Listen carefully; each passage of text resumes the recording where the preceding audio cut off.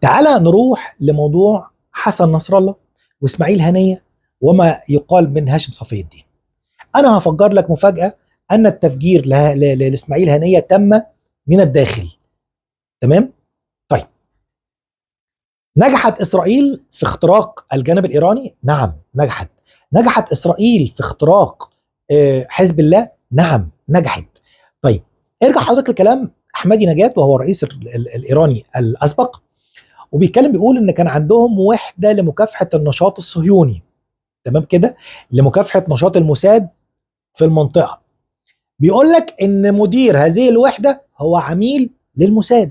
میکنم این موضوع ساده‌ایه که بالاترین فردی که مسئول کنترل جاسوس‌های اسرائیل، مسئول مقابله با توطئه‌های اسرائیل در ایران هست، خودش جاسوس اسرائیل کار در میاد. این که دیگه خبرش اعلام شد. این چیز شوخیه. یعنی اون فرد به تنهایی در وزارت اطلاعات شده جاسوس اسرائیل، هیچ ارتباطاتی نداره، پشتیبانی نمی‌شده است. عملیات فراوانی رو در ایران پشتیبانی کرده تک و تنها. این که کسایی که یه مقدار با کار آشنا باشن میدونن اگر کسی این ادعا رو کرد یه دروغ بزرگی، معلومه که شبکه هست. اون بعد خطی است که سرنخی باید بکشیم تمام شبکه از تو کل کشور. والنهارده هناك بعض التسريبات للتحقيق مع قيادات في الحرس الثوري الايراني للاختراقات اللي تمت. طيب، لو انا قلت لك ان تفجير حسن نصر الله تم من الداخل قبل الخارج، هتقول لي انت ليه بتقول الكلام ده؟ هقول لك ستكشف الايام على اللي انا بقوله لك. طيب، تفجير اسماعيل هنية داخل ايران، داخل طهران، تم من الداخل.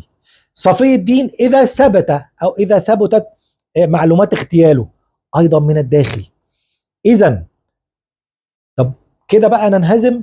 كده خلاص اسرائيل نجحت ان هي تجند ناس وان هي تخترق الجانب الداخلي والجبهه الداخليه ومحور المقاومه اذا جاز لنا التعبير؟ اطلاقا. على مدار التاريخ كانت هناك خيانات، وحينما يتم التخلص من الخيانات بيتم التقدم والانتصار وتحقيق انتصارات. احمد ياسين لم يقتل الا بخيانه، الرنتيسي وغيره، كل المقاومه دون يعني ان انسى احد قتلوا وفق خيانه وخيانات معلنه. تمام كده؟